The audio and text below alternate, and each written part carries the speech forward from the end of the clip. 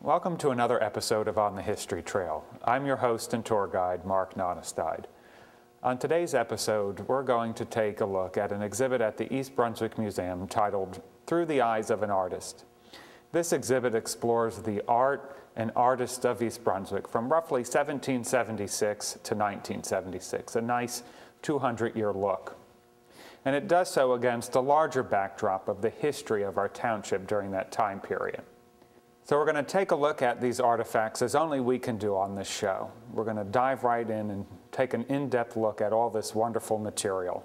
So sit back and relax as we travel on the History Trail.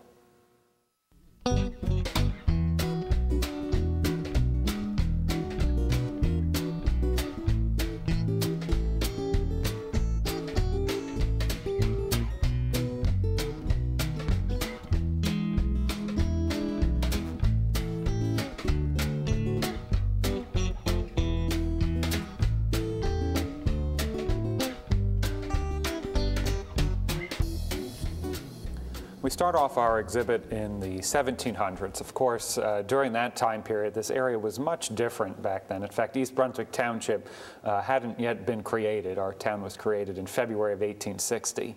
But in the 1700s, we were part of South Amboy Township and then later part of North Brunswick Township. And there were basically two early settlements in the town at that time. There was an area called Weston's Mill, which was located near Interchange 9 of the what's now the New Jersey Turnpike. There's not much left of that community. And then one of the other settlements in this area was what's now the Old Bridge Historic District. And historically, in the early 1700s, the area was known as South River Bridge. And as that bridge, which crossed over the South River, became old, it was then called the Old Bridge, and that was the namesake of this area of the township. The Old Bridge section was located at the head of navigation for high tide on the South River, and what that meant was this was a location. It was the farthest on the South River that a sailing vessel could travel. One of the early settlers to the Old Bridge area was a man named Obadiah Herbert, and he came to the area roughly around 1810. Found in the attic of his house by the current owners of the home, roughly about 10 years ago, was this painting of a rooster that dates from the late 1700s, and it's reputed to have been painted on the canvas sail of a ship. And the painting was found rolled up in the attic of the house, and the conservator, the person who restored the painting, remarked on the high salt content that they found sort of embedded in the canvas of the sail, and which would be indicative of something coming off of a sailing vessel. One of the typical sailing vessels to travel on the South River was called a sloop, and this is a single-masted sailing vessel. And they were not quite sure how they navigated the South River exactly, because the South River was very windy and curvy, and it's tidal, so they most likely rode up on the tides and then docked along the docks that were located at the South River, and then the goods were loaded onto these vessels, and then they may have traveled out with the tide till they got to a larger body of water to raise up the sails and then sail out the Raritan River to Raritan Bay and then out towards New York City. This is a fragment of a sail that was found in one of the local homes here. It was a home that was owned by William Rogers, who was the captain of a sloop in the 1830s through about the 1870s.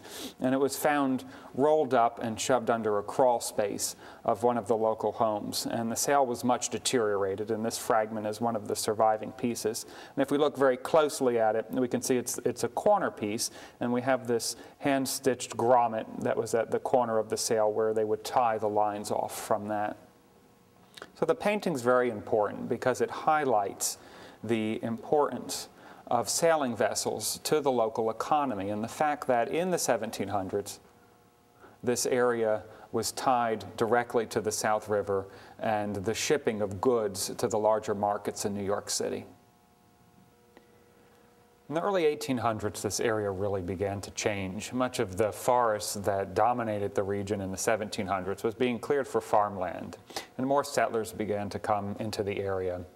We talked about Obadiah Herbert, a prominent resident that lived in the Old Bridge section of town, and he was a surveyor who surveyed much land here in central New Jersey. And the museum is very fortunate to have two artifacts from his survey work. These are copies of maps from, one is dated 1818 and the other most likely dates to the 1810s. The originals that we have are in fragile condition, so we have high quality copies that we have here on exhibit.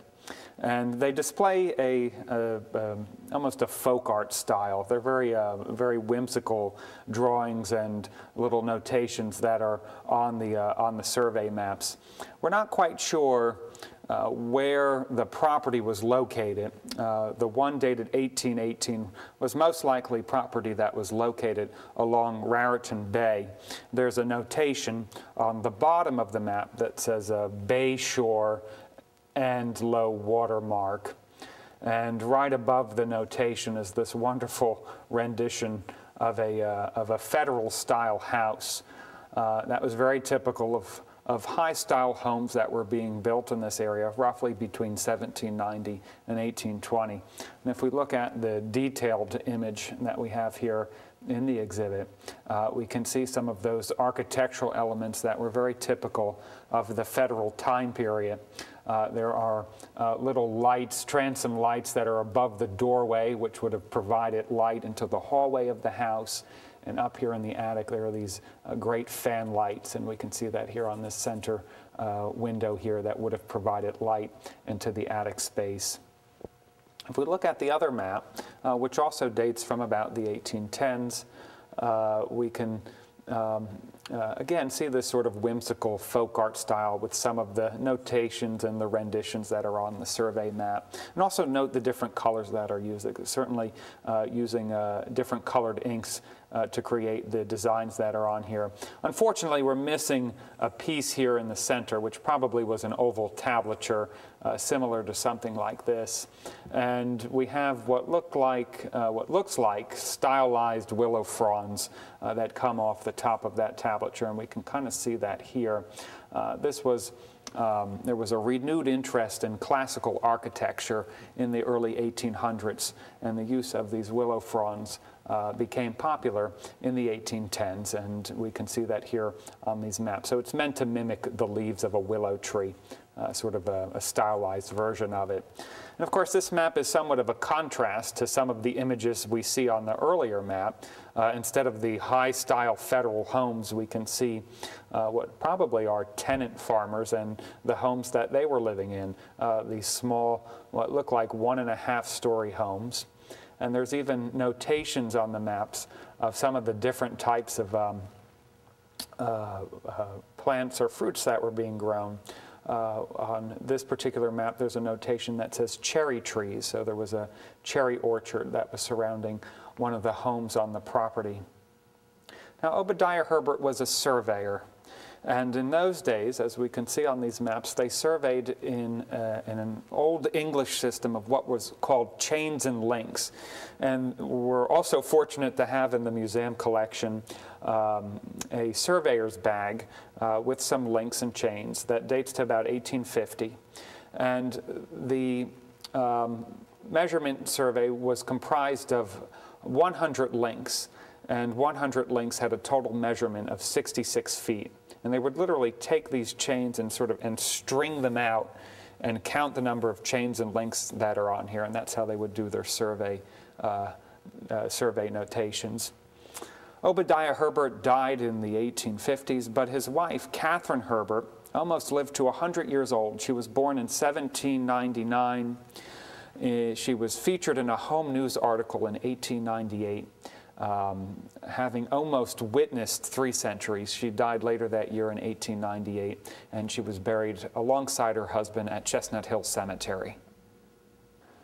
East Brunswick Township was created February 28th of 1860, and in those days our township was much larger than what it is today. It included the towns that are now South River, Spotswood, Helmetta, and part of Milltown. And over the years, each of those sections broke off and formed their own governing bodies. The Old Bridge section of town was still an area where there was a lot of shipping activities that took place, but instead of shipping things by water, things were now being shipped by rail. The Camden and Amboy Railroad, which was the first railroad in New Jersey, passed through the neighborhood in the 1830s. By the 1870s, it was part of the mighty Pennsylvania Railroad, and it was a means to ship farm produce from this point. As the community grew, so did the services in the township, and education was an important part of the people that lived here in the 19th century. And one of our signature pieces that we have here at the museum is this painting by James Crawford Thom called Winter in Old Bridge. It was painted in the 1890s, and it shows one of the first public schoolhouses in the Old Bridge neighborhood. The building was built around 1849, and it was located on Cosman Street, which in those days was called Willow Street. And then in the late 1800s, the schoolhouse was moved up the street, and this painting shows its newer location, and it shows school children coming out of school on a winter's day in the 1890s. And we can see the schoolhouse here, which is still standing on Cosman Street. It was later converted into a private residence, and in later years was the home of a local historian named William Kramer. And we can see Cosman Street, and in the back here is the steeple of the Old Bridge Baptist Church, which is still standing and located on the corner of Rutgers Road and Cosman Street. We can see children coming out of school on a snowy day, and of course they're doing what any child would do when they're coming out of school on a snowy day. They're preparing themselves here for a snowball fight. And we can see these two boys here are making snowballs, and then there's some children out here in the street, and these unlucky girls and students are going to get caught in the middle of all of it.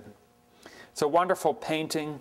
Again, that was painted by James Crawford Thom. He was a well-known artist in the 19th century, and he lived for a time here in East Brunswick.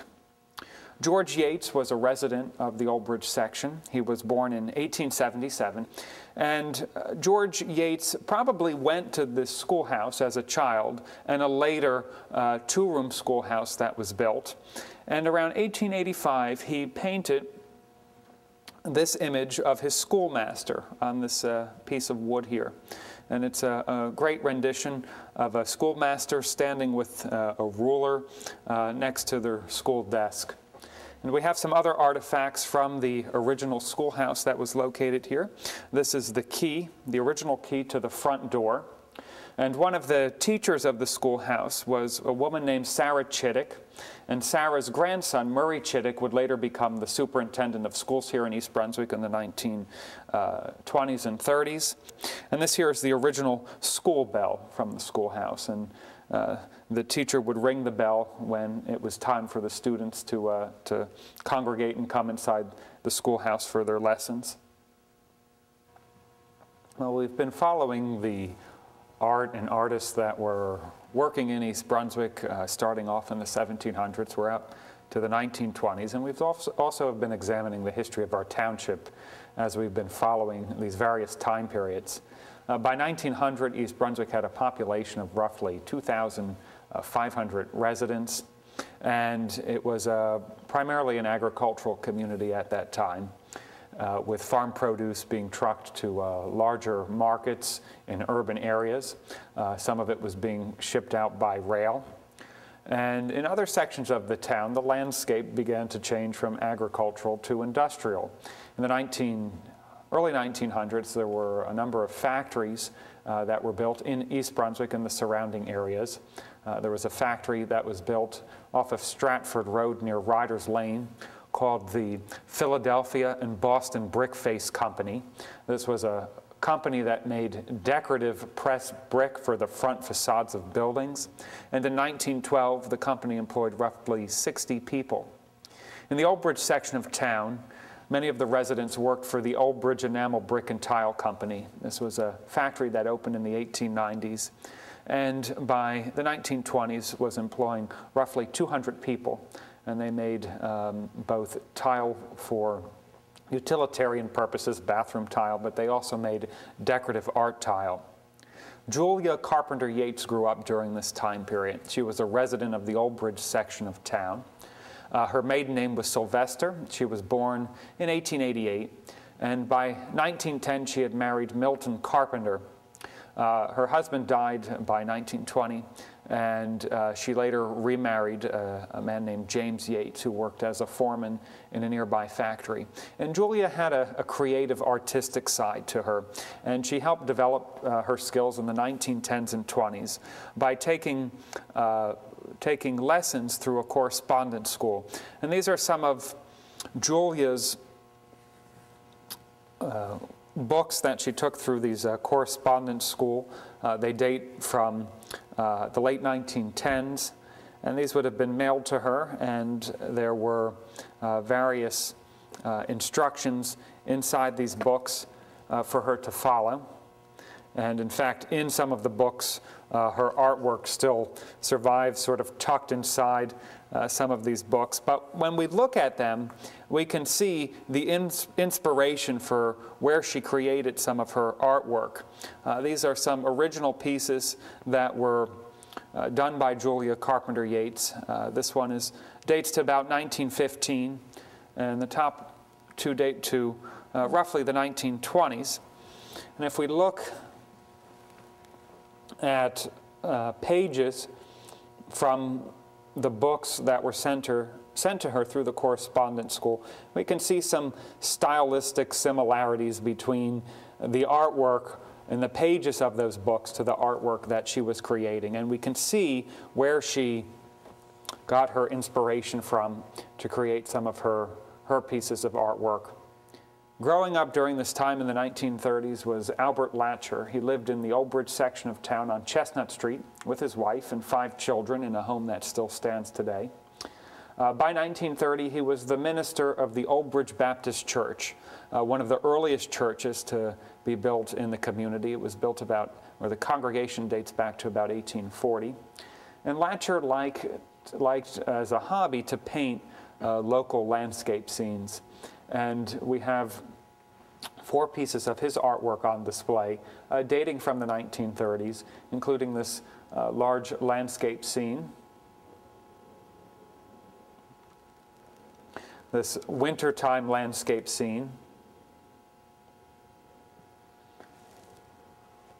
and 2 smaller detailed paintings, one showing a bird and flowers, and one showing flowers dating from roughly 1935, both of which are signed A.E.L. Albert E. Latcher. In this case, we have artwork from the 1950s and 60s, and of course, East Brunswick during that time, there was great change that was taking place in this township. After World War II, there were a number of housing developments that were built in the township. With the opening of the New Jersey Turnpike, it was easier to commute to some of the larger urban areas for jobs, and East Brunswick really began to be developed during that time period, and the population began to increase throughout the 1950s and 60s. Emily Hickson Sturkey was born in Alabama in 1919. She moved to East Brunswick during that time period in the late 1940s and lived in the Lawrencebrook section of town into the 1960s. And she was a well-known artist, having exhibited her work in Scotland, Germany, in California, Princeton, and in New Brunswick. She was the art director of Rutgers Preparatory School from 1961 until 1974. And these are some original pieces of artwork that she created in the 1950s and 60s for the fronts of greeting cards that she mailed to some of her close friends. And we're very fortunate that one of the trustees of the East Brunswick Museum was a good friend of Emily Sturkey, and she held on to these greeting cards for many years. Doris Herbert was a resident of the Old Bridge section of East Brunswick. And in the 1960s and 70s, she taught traditional colonial and early American skills in her house on the Old Bridge Turnpike. And a number of the people that lived in East Brunswick, in the Old Bridge section as well, went to her house to take lessons in a variety of different traditional colonial crafts. And this is a tin box with painting on it from about 1960, and it's what we call toll painting. It's painting on tin, and it's meant to mimic a style of art from the early 1800s that was being revived in the 1950s and 60s.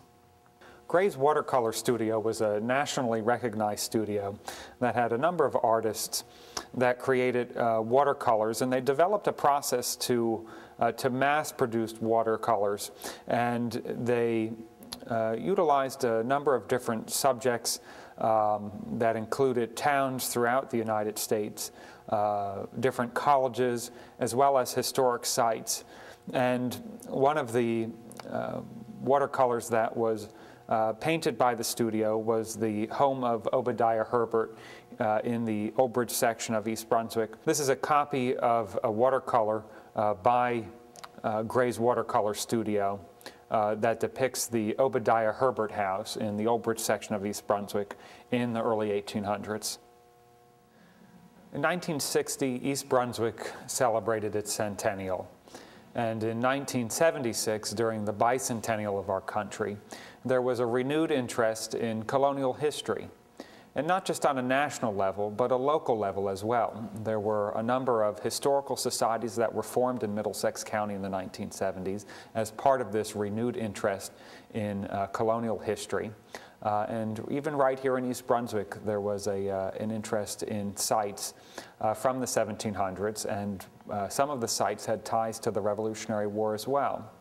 There were a number of residents that formed the East Brunswick Historical Society at the time, and it's during the bicentennial and the time period afterward that the East Brunswick Museum was formed as a repository for local history and to preserve local artifacts.